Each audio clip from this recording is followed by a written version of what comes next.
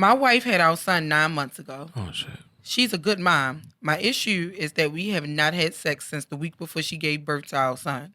I understand that she had an emergency C-section, and that was a lot on her. She decided not to go back to work because she didn't want to leave the baby with anyone, and I was okay with that for the first 6 months. She has postpartum depression.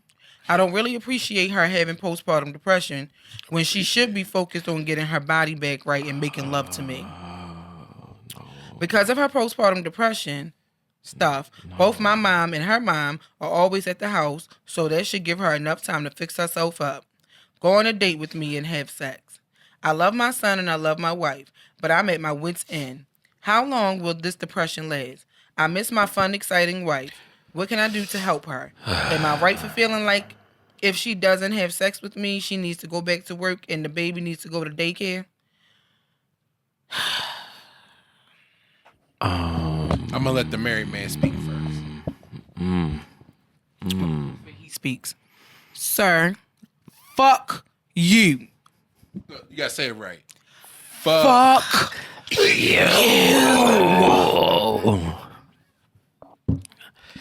Yo. How fucking dare you?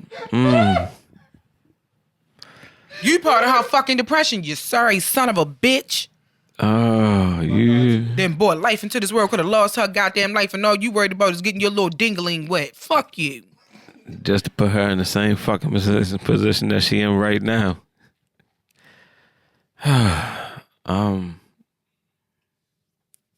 Fuck them. Like that's selfish. That is selfish as shit. Being in my profession and then also being with a woman, who gave, who had emergency C-section and, went through and probably is still going through PPD. Yo, that is selfish, bro. Extremely. Piece of shit. And then you say first of all, you can't ask when is somebody gonna get over depression. That's just especially when you ain't doing nothing to help.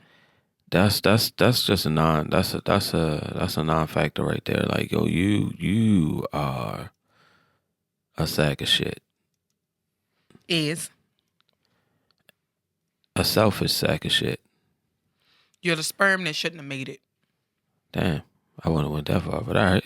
But I just feel like as a man, it's a lot about this. A lot about this giving birth shit that we don't understand. We don't, you didn't even like try for no aftercare or trying to make sure she good, especially if she especially because she had the scar.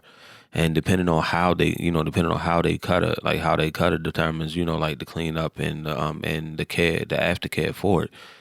And you just worrying about you. Like, she's still struggling. She's probably struggling because now her life ain't hers anymore. Especially if you're going to work every day and she's home with the baby. Her life isn't hers anymore. Yo, she don't have a life. It's just her, him, and whatever it is that they watching, Sesame Street or some shit. And the least you can do when you come home is, take the kid. Now, look, I know that shit hard, because once you pull them away, they always want to go back to their mom. But naturally, you didn't even put out there that you was trying. Like, I'm sorry, nigga, be real. When they going through depression, you gotta earn the pussy. Every day is a clean slate, bro. Like, look how I'm gonna get, like, what I gotta do. But I mean, and I'm not saying it to be like, it's a job or anything like that. But you gotta at least, show her that you care enough to listen, that you care enough to listen to her, that you care enough to try to help her. And I mean, cause that's how, I'm sorry, bro, that's how pussy work. It don't get wet. It don't get wet for selfishness. Nope. It don't get wet for like, she basically living as a single parent right now. Yep. And you worried about getting fucked. Don't give me no pussy. She going back to work. I will say, to provide a different perspective, not that I agree with him, I feel like he seems like one of those men that are unaware of how they come off to people. Yeah. Your concern about not having an intimate connection with your wife is valid. And that general aspect of it is valid. Mm-hmm. but your lack of concern for, or your general the cavalier response you gave about, well, I don't agree with postpartum depression.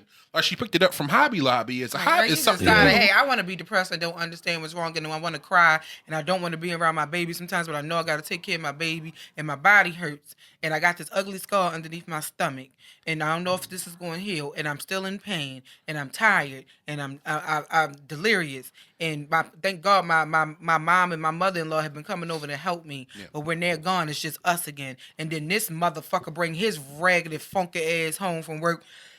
And worried about me pussy popping, telling me, and I'm sure you being obvious about the fact that you're upset that you're not getting no ass. As somebody who went through postpartum, and thankfully I didn't have a case as bad as some people have. But even prior to me having my son, I felt big and uncomfortable, and I wasn't worried about having sex. I wasn't. Now some people's sex drives increase when they pregnant. That does happen. And some people's decrease because you're uncomfortable and somebody is sitting on your fucking uterus and they moving around when as soon as you get in a comfortable spot, they're like, you know what? I don't want to lay on this side no more. I think I'm going to lay on this side. You understand what I'm saying? Yep. So for you to be worried about your dick getting wet, you're not worried about pleasing your wife. You're not worried about making sure she's okay, how she feels, how she understands. Like she didn't just carry life for 9 months and then had to be rushed into, this wasn't a planned C-section. It was an emergency C-section. That means she wouldn't have labored and something was wrong. Yep. That means her and your baby's life were at risk. Yep. And you worried about busting a nut. Go buy a pocket pussy and watch a fucking porn. And try to be a better fucking husband and get your wife the help she so desperately needs, obviously. Nah. My God. All he gotta do is step outside himself and actually listen to her. Yep. And I honestly would say one thing I've learned.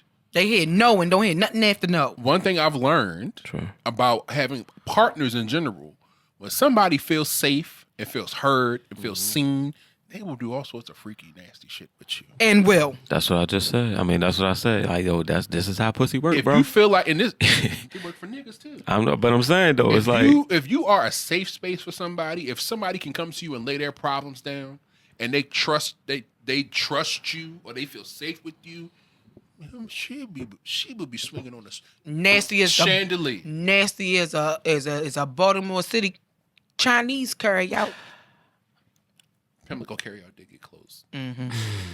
They may be back open now. They had some shit they had to get together, and a couple of the hip hop chickens, and something else. It was another place.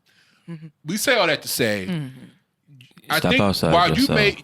you may have a good thought process and your initial feelings are valid. The fact that you are censoring yourself in this conversation and not your wife, who carried your child, gave birth to your child, is now dealing with the after effects of the child to the point where your mother and mother-in-law have to come take care of her because you are failing to do so.